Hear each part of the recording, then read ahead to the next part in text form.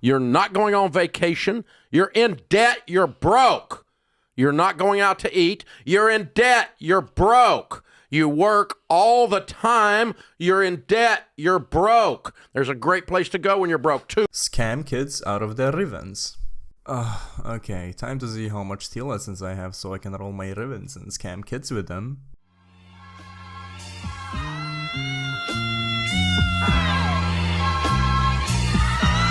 Okay, be right back. I'm just gonna have a little talk with my Smita in terms of, if we have the same goals about the Steel Lessons farm, the double resources and stuff. You fucking mouth, mate, I'm a grown man. You sent me a message first, yeah? I live in Smethwick, Birmingham. If you want the fucking brawl, call down Smethwick, ask for Danny G. I'll come over the house and I'll break your fucking legs. You know, prick. Now what are you saying? Now what are you fucking saying?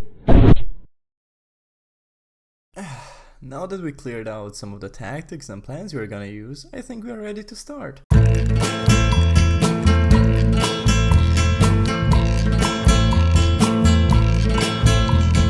From the dusty mesa, her looming shadow grows, hidden in the branches of the poison creosote.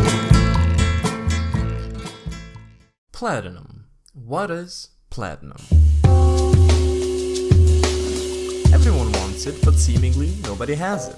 Low-key reminds me of those thick god girls with a wolf gut. Platinum is premium currency in Warframe, used to buy stuff of other players or in-game market. Unlike other games, Platinum is obtainable as a free-to-play player in a variety of different ways, selling prime parts, arcanes, gear. I mean, for fuck's sake, you can even play a fishing simulator and get rich. Fuck! Fuck this, fuck you. This is all to say that Warframe does not have a centralized market and no fixed price on anything. Price might be the same for a certain product for years, yet it's never fixed.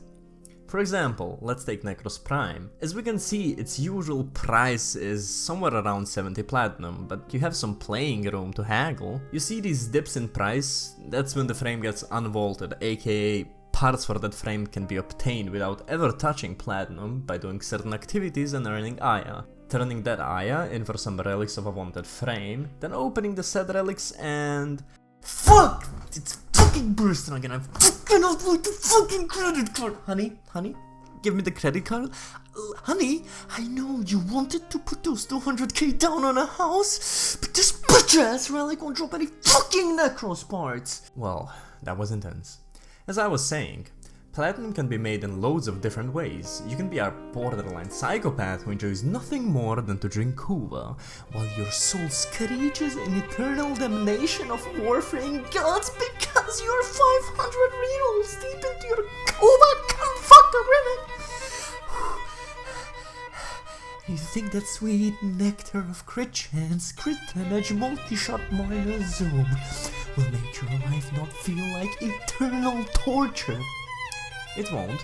But, you can also sell gems and stones you got from mining, but let's be honest, you'd make more money banging your head on the concrete wall. Donate to the GoFundMe, please. As I was saying, platinum can be earned in such a wide variety of ways that listing them all would take me about 3 hours and 40 minutes. In that much time, I'd rather fuck your mom and scroll Instagram for 3 hours and 39, but I digress. Let's get this off the rip. If you expected this to be somewhat a cohesive, serious guide on how to make platinum just by the intro, you, sir, are so fucking mistaken that it's genuinely funny. Granted, I will show you how to make platinum, but, you will give me your like and sub and take the jokes? Good? Good, let's start.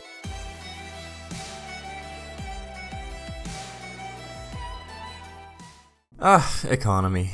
Everyone's favorite word. Everyone has been throwing this term around like a cheap hooker on some cheap ass vodka, and I'm talking Gorbachev type cheap. But here's a quick overview. You have your basic demand and supply, which is pretty self-explanatory, but let's go over it nonetheless.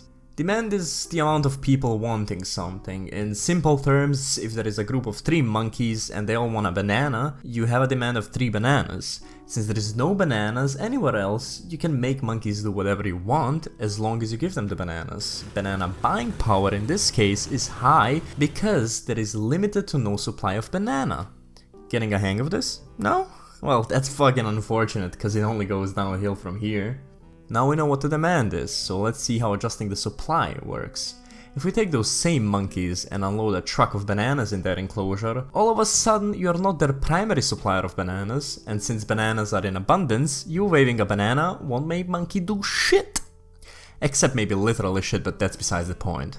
Cool, we got a hang of the whole supply and demand thing, and as 48 Laws of Power would say, once you've become well known, don't wear out your welcome. The more you're seen and heard from, the more you cheapen your brand. But instead of Andrew Tate and Peaky Blinder edits, it's Monkey with Bananas. Not so cool when you think about it this way. Next topic on the repertoire is a variation of supply and demand that is as important, but no one seems to mention it in this slide, and that is the concept of need versus the want. In warframe terms, that would mean what you need to progress further versus what is a want that I'd like to have that does not really improve my performance or does so meaninglessly. A good example of that want versus need are galvanized mods and ribbons. Galvanized mods will always be sold. That dogshit trash you call a semi-god roll ripcast ribbon, let's be honest, won't. Yes, that's a dig at myself. Suck me, it's my video. Want items usually have a more fixed price because of the volume of the people who buy it. Need items are priced based on multiple factors, how good the item itself is and how much is someone willing to pay for that something.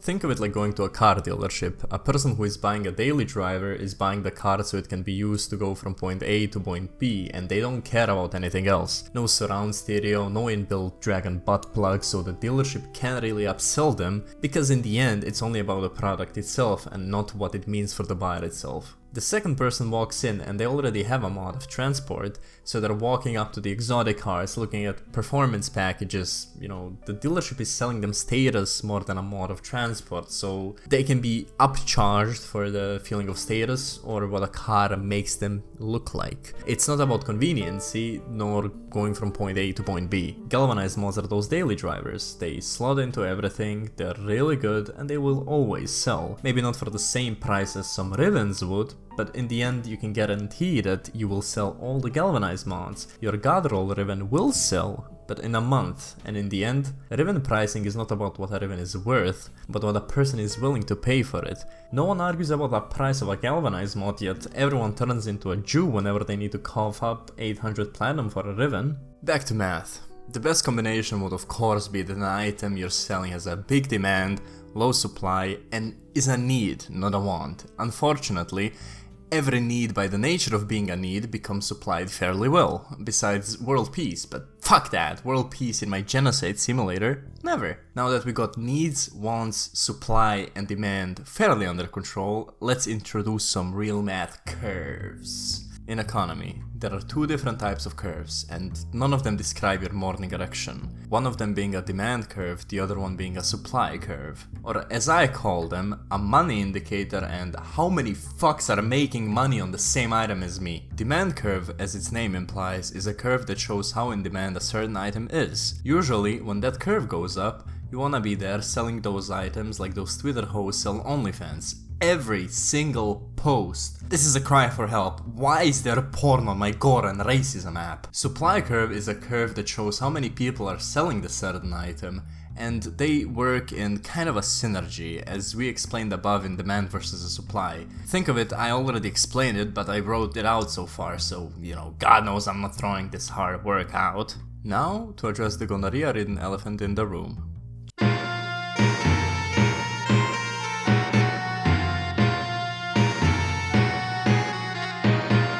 Just ignore this piece of shit. I could be dying of AIDS and some fucking LR3 troglodyte will try upselling me the cure by 20%. Just in general, if you ever use this, use it to upsell endgame players. Do not upsell galvanized mods nor any early game item. Those items are going to the early game players, so in my master plan I give them away for cheaper at a net loss, and you might be thinking, well, that's a pretty bad business move. But is it? You give early game players stuff for cheap, therefore they progress to the steel path and late game sooner, they will like the community, so therefore they will start buying platinum, and they will at certain point become the same endgame players you're selling the overpriced items to. I have no soul. If I see you and you are MR16 or above, I will squeeze every single fucking plat off of you. Think of it, I sound exactly like the person I ranted about 2 minutes ago. You know, maybe I'm the bad guy. Nah, can't be. This is my video, so I'm a certified good guy.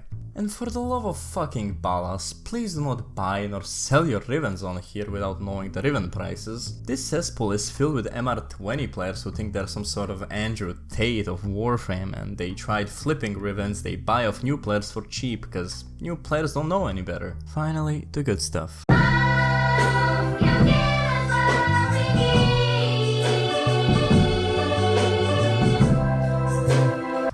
If Trade Chat is a cesspool, then this would be considered a Vatican fountain. It's a place where connections and a good word gets you really far. The amount of platinum I saved just by being nice and understanding to people on here is mind-blowing. Every single item is mostly fairly priced. It doesn't matter if you tried upselling on here because you won't be first on the market, because it works on first come, first served, and people will usually try being at the top of the list so they can sell their wares. This is the holy grail of all things buy and sell. They also have this nifty little statistics tab where you can see the median price of stuff. All in all, a really good place. Would recommend. Now, let's talk a little about Prime Resurgence. Prime Resurgence refers to vaulted items that are being brought back for the limited time only through a special shop. In that shop you can use a currency called Aya, which is commonly found in open world bounties, and exchange that Aya for the relics that contain those certain parts. Now, we all know our luck with relics. It's fucking bursting again. So instead of opening them and bearing the risk of opening them yourself, why not sell them? Why not sell the relics for a smaller profit margin, but without the risk of it being fucking bursting again? Yeah. Now, why am I talking about Prime Resurgence? Because it really nicely correlates into a long-term platinum making method which will utilize those pretty curved charts to its fullest extent. Now, let's look at the current Resurgent frames. It's Oberon the Goat and Bob the Necromancer. What, you don't get the joke? I played a fucking clip. Good day, I'm Bob the Necromancer, and today we're doing an unboxing. So with these two we will now go to their respective market pages and look at the current charts. Would you look at that? Shit fell harder than the Turkish lira. But now you might ask, do I buy a WAN and start pissing people off with the ice cream tricks? No! Here you can see that the both price charts follow the similar formula of what I like to call DP. Double profits, yeah, double profits.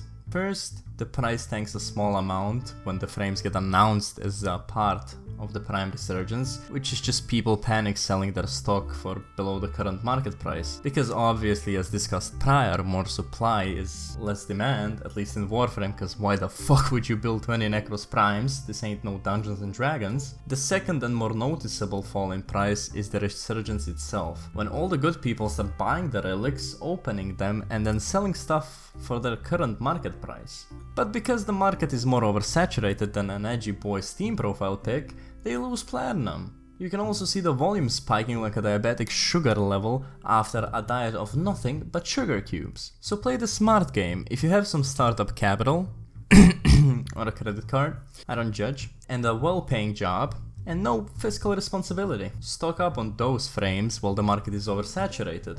Wait for a month or two, or 3, then sell for profit.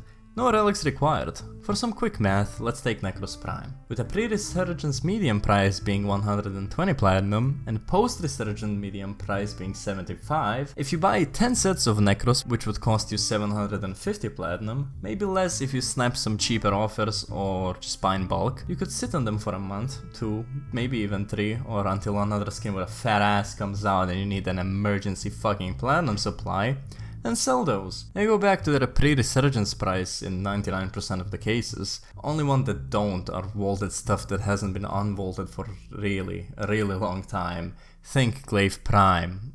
Because when that hits the resurgence, everybody and their mother is farming that shit like an undocumented immigrant on their third untaxed shift. Pure labor. Back to the case at hand. So you buy 10 sets at 75p a piece, so 750 plat. Wait 3 months, price go back to normal, which is 125. So if we put it in the simple equation of PPR, platinum pre-resurgence, and par, price after resurgence, and you multiply it by the number of set you get, 125 minus 75 in parentheses times 10, which is 500 plat. Pure profit, you didn't even lift a finger, only traded smartly. Jesus, I myself haven't anticipated this to turn into such a serious math video. I apologize, here's something to keep your fucking dopamine receptors pleased.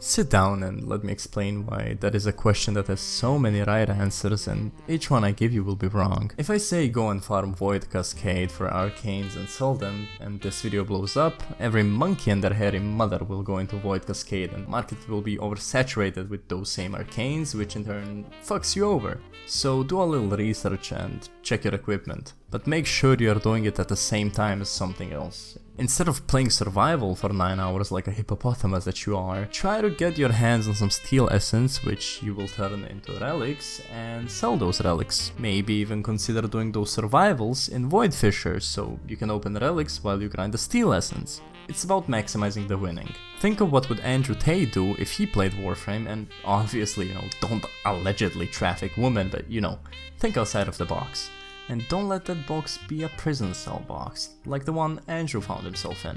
Your platinum making methods will be different than mine, considering our playstyle, gear and time differences. Yours is to look at the hole in the market that no one seems to be filling, and fill it, like I did to your mom. I'm sorry, this is the last one, I fucking promise, on the ballas. If that means selling minerals from Deimos so plebs can trade them for grandmother tokens, so be it. As long as you're the biggest supplier, your surplus will always be covered. And don't only stick to one method, treat it like a whack-a-mole, not a marathon. If another place opens, you cover it. This is Warframe, not communism. We're not fucking commies. We might be space ninjas fighting Nazis and genociding half the solar system, but we ain't fucking commies. Maybe Vox Solaris, but they chill like that. Besides Rodzud, fuck that bastard. What did we learn from today's video? Be an opportunist and don't stick on failing ships. You're not the captain of the Titanic, and life is about what opportunities you take. Be a nice human, don't treat people with disrespect, and always, and I mean always, have a way out. Adios.